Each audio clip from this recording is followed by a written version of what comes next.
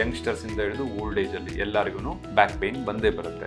ಎಲ್ಲಾ ಬೆನ್ನು ನೋವು ಕೂಡ ಶಯಾಟಿಕಾ ಪ್ರಾಬ್ಲಮ್ ಏನ. ಸೊಂಟ ನೋವಿನ ಜೊತೆಗೆ ಕಾಲಿನಲ್ಲಿ ಎಳೆತ, ರಾಂಗ್ ಪೋಸ್ಚರ್ ವೈಲ್ ಸಿಟ್ಟಿಂಗ್, ಭಾರ ಎತ್ತೋ ಕೆಲಸ ಮಾಡ್ತಾರೆ, ವೆಯ್ಟ್ ಲಿಫ್ಟಿಂಗ್ ಯಾರು ಮಾಡ್ತಾರಲ್ಲ, let's talk about treatment of ಶಯಾಟಿಕಾ.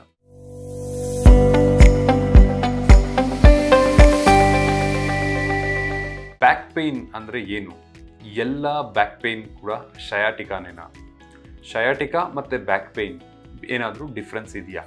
ಈ ಎಲ್ಲ ಪ್ರಶ್ನೆಗಳಿಗೆ ಉತ್ತರ ಈ ವಿಡಿಯೋದಲ್ಲಿ ಸಿಗುತ್ತೆ. ಮೊದಲನೇದಾಗಿ ಬ್ಯಾಕ್ ಪೇನ್ ಅಂತಂದರೆ ಸೊಂಟ ನೋವು ಈ ನಡುವೆ ಎಲ್ಲರಿಗೂ ಕಾಮನ್ ಆಗಿದೆ. ಯಂಗ್ಸ್ಟರ್ಸಿಂದ ಹಿಡಿದು ಓಲ್ಡ್ ಏಜಲ್ಲಿ ಎಲ್ಲರಿಗೂ ಬ್ಯಾಕ್ ಪೇನ್ ಬಂದೇ ಬರುತ್ತೆ. ಆದರೆ ಮೇನ್ ಕ್ವಶನ್ ಏನು ಅಂತಂದರೆ, ಎಲ್ಲ ಬೆನ್ನು ನೋವು ಕೂಡ ಶಯಾಟಿಕಾ ಪ್ರಾಬ್ಲಮ್ ಏನಾ ಅಥವಾ ಅಲ್ಲವಾ?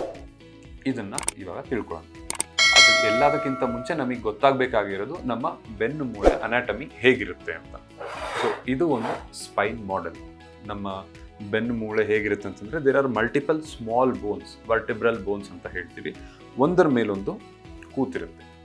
ಅದಲ್ಲದೆ ಬೋನ್ಸ್ಗಳ ಮಧ್ಯ there is a material called intervertebral disc. ಇದು shock absorbent material. It also helps in shock absorbing as well as movement. ನೀವು ಬೆನ್ ಮೂಮೆಂಟ್ ಮಾಡಿದಾಗ ಆವಾಗ ಕೂಡ ಶಾಕ್ ಅಬ್ಸಾರ್ಬ್ ಮಾಡೋಕ್ಕೆ ಹೆಲ್ಪ್ ಮಾಡುತ್ತೆ. ನಾನಾ ಕಾರಣಗಳಿಂದ ಏನಾಗುತ್ತೆ, ಕೆಲವೊಮ್ಮೆ ಈ ಡಿಸ್ಕ್ ಮೆಟೀರಿಯಲ್ ಅನ್ನೋದು ಬಲ್ಜ್ ಆಗುತ್ತೆ. ಬಲ್ಜ್ ಆದಾಗ ಏನಾಗುತ್ತೆ, ಇಲ್ಲಿ ಒಂದು ಡೆಮಾನ್ಸ್ಟ್ರೇಷನ್ ಮಾಡಿದ್ದಾರೆ ನೋಡಿ. ಇಲ್ಲಿ ಡಿಸ್ಕ್ ಮೆಟೀರಿಯಲ್ ಬಲ್ಜ್ ಆಗಿದೆ. ಬಲ್ಜ್ ಆಗಿ ಹಿಂದೆ ಏನು ನರಗಳಿರುತ್ತೆ, ಸ್ಪೈನಲ್ ಕಾರ್ಡಿಂದ ಬರೋ ನರಗಳೇನಿರುತ್ತೆ, ಆ ನರದ ಮೇಲೆ ಒತ್ತಡವನ್ನು ಬೀರುತ್ತೆ. ಹೀಗಿರುವಾಗ ನಿಮ್ಮ ಲಕ್ಷಣಗಳು ಏನಿರುತ್ತೆ? ಸೊಂಟ ನೋವಿನ ಜೊತೆಗೆ ಕಾಲಿನಲ್ಲಿ ಎಳೆತ ಅಥವಾ ಜೋಮು ಅಥವಾ ನರದ ಎಳೆತ ಏನಿರುತ್ತಲ್ಲ, ಆ ಥರ ನೋವಿರುತ್ತೆ. ಈ ಸಿಂಪ್ಟಮ್ಸ್ ಏನಿರುತ್ತೆ, ಇದನ್ನು ಶಯಾಟಿಕಾ ಅಂತ ಹೇಳ್ತೀವಿ. ಬೆನ್ನು ಮೂಳೆಯಲ್ಲಿ ಸುಮಾರು ನರಗಳು ಹೊರಗೆ ಬರ್ತಾ ಇರ್ತವೆ. ಕತ್ತಿಂದ ಬರೋ ನರಗಳು ನಮ್ಮ ಕೈ ಭಾಗಕ್ಕೆ ಹೋಗ್ತವೆ ಮತ್ತು ಸೊಂಟದಿಂದ ಬರೋ ನರಗಳು ನಮ್ಮ ಕಾಲಿನ ಭಾಗಕ್ಕೆ ಹೋಗ್ತವೆ. ಸೊ ಹಾಗಾಗಿ ಈ ಡಿಸ್ಕ್ ಪ್ರಾಬ್ಲಮ್ ಏನಾದರೂ ಕತ್ತಲ್ಲಿತ್ತು ಅಂತಂದರೆ ಕತ್ತಿಂದ ಕೈ ಜೋಮ್ ಹಿಡಿಯೋದು, that is a common symptom. ಅದೇ ಡಿಸ್ಕ್ ಪ್ರಾಬ್ಲಮ್ ಏನಾದರೂ ಕೆಳಗಡೆ ಸೊಂಟ ಭಾಗದಲ್ಲಿತ್ತು ಅಂತಂದರೆ ನಿಮ್ಮ ಕಾಲುಗಳಲ್ಲಿ ಎಳೆತ ಬರುತ್ತೆ. ಬರೀ ಬೆನ್ನು ನೋವು ಮತ್ತು ಶಯಾಟಿಕಾ ಬೆನ್ನು ನೋವು ಏನು ಡಿಫ್ರೆನ್ಸ್ ಅಂತಂದರೆ, ಬರೀ ಬೆನ್ನು ನೋವು ಮೆಕ್ಯಾನಿಕಲ್ ಕಾರಣಗಳಿಂದ ಆಗುತ್ತೆ, like wrong posture while sitting ಅಥವಾ ನಿಮ್ಮ ಸೆಡೆಂಟ್ರಿ ಲೈಫ್ ಸ್ಟೈಲಿಂದ, ಆ ರೀತಿಯಿಂದ ಆಗ್ಬೋದು. ಅದರಲ್ಲಿ ನಿಮಗೆ ಕೇವಲ ಸೊಂಟ ನೋವಿರುತ್ತೆ, ಆದರೆ ಕಾಲಲ್ಲಿ ಎಳೆತ ಇರೋದಿಲ್ಲ. ಬಟ್ ಈ ಶಯಾಟಿಕಾ ಅನ್ನೋದು ಯಾರಿಗಾಗುತ್ತೆ ಅಂತಂದರೆ, ಯಾರು ಭಾರ ಎತ್ತೋ ಕೆಲಸ ಮಾಡ್ತಾರೆ ಅಥವಾ ಸೆಡೆಂಟ್ರಿ ಲೈಫ್ ಸ್ಟೈಲ್ ಇರುತ್ತೆ, ಸಡನ್ನಾಗಿ ಏನೋ ಭಾರ ಎತ್ತಾರೆ, ಆ ಮೂಮೆಂಟಲ್ಲಿ ಏನಾಗುತ್ತೆ, ನಿಮ್ಮ ಬೆನ್ನು ಮೂಳೆ ಮೇಲೆ ಜಾಸ್ತಿ ಪ್ರೆಷರ್ ಬಿದ್ದಾಗ ಈ ಡಿಸ್ಕ್ ಅನ್ನೋದು ಬಲ್ಜ್ ಔಟ್ ಆಗುತ್ತೆ. ಇದಲ್ಲದೆ ಇವಾಗ ಮನೆಯಲ್ಲಿ ಹೆಣ್ಮಕ್ಳು ಕೆಲಸ ಮಾಡ್ತಾ ಇರ್ತಾರೆ, ಪಾತ್ರೆ ತುಂಬ ಭಾರ ಇರೋ ಪಾತ್ರೆಗಳನ್ನೆಲ್ಲ ಕೆಳಗಿಂದ ಎತ್ತುತ್ತಿರುವಾಗ ಆ ಮೂಮೆಂಟಲ್ಲೂ ಆಗೋ ಚಾನ್ಸ್ ಇರುತ್ತೆ. ಲೇಬರ್ ಕ್ಲಾಸ್ ಯಾರು ಭಾರ ಹೊರೋ ಕೆಲಸ ಮಾಡ್ತಾರೆ ಅಂಥವರಲ್ಲಿ. ಅದಲ್ಲದೆ ವೆಯ್ಟ್ ಲಿಫ್ಟಿಂಗ್ ಯಾರು ಮಾಡ್ತಾರಲ್ಲ, ಅನ್ಟ್ರೈನ್ಡ್ ಜಿಮ್ ಯಾರು ಮಾಡ್ತಾರೆ ಅಂಥವ್ರಿಗೆಲ್ಲ ಶಯಾಟಿಕಾ ಪ್ರಾಬ್ಲಮ್ ಬರೋ ಚಾನ್ಸ್ ಇರುತ್ತೆ. ನಾವು coming to the diagnosis.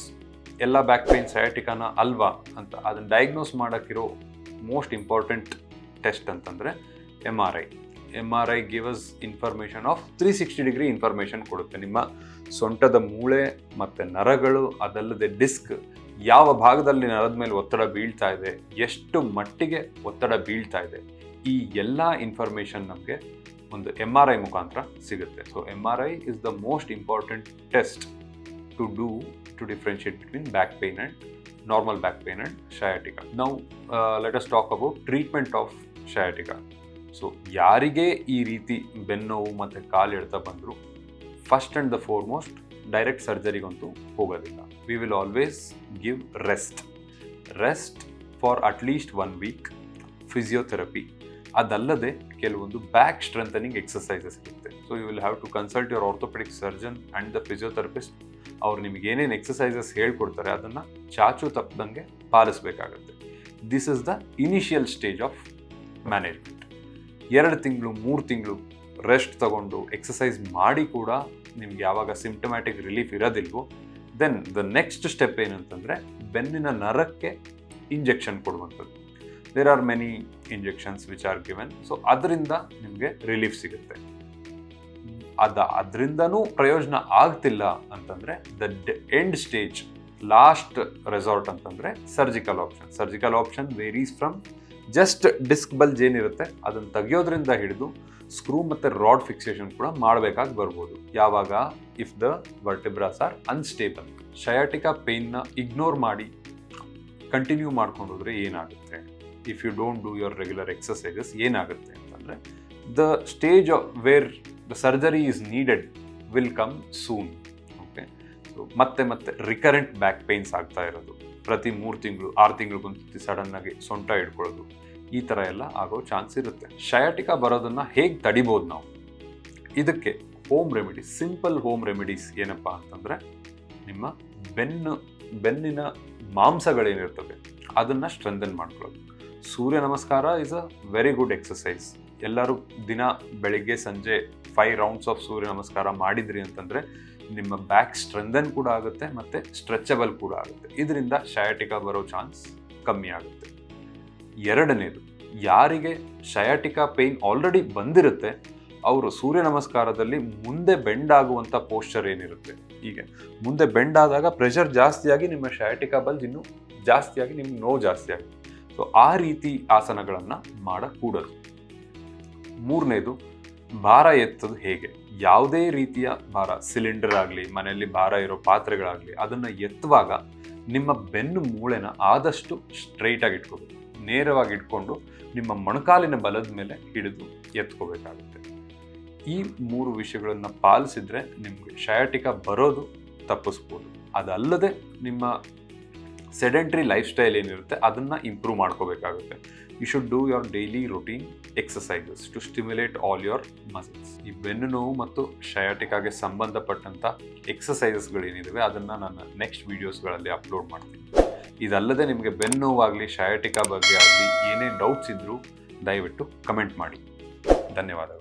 Latest ಹಾಗೂ ಇಂಟ್ರೆಸ್ಟಿಂಗ್ ಸುದ್ದಿಗಳಿಗಾಗಿ ಬಾಸ್ ಟಿವಿ ಕನ್ನಡ ಚಾನೆಲ್ನ ಸಬ್ಸ್ಕ್ರೈಬ್ ಮಾಡಿ. ಹಾಗೆಯೇ ಬೆಲ್ ಐಕಾನ್ ಪ್ರೆಸ್ ಮಾಡಿ. ಇದರ ಜೊತೆಗೆ ಫೇಸ್ಬುಕ್, ಇನ್ಸ್ಟಾಗ್ರಾಮ್, ಎಕ್ಸ್ನಲ್ಲೂ ಮಿಸ್ ಮಾಡದೆ ಫಾಲೋ ಮಾಡಿ.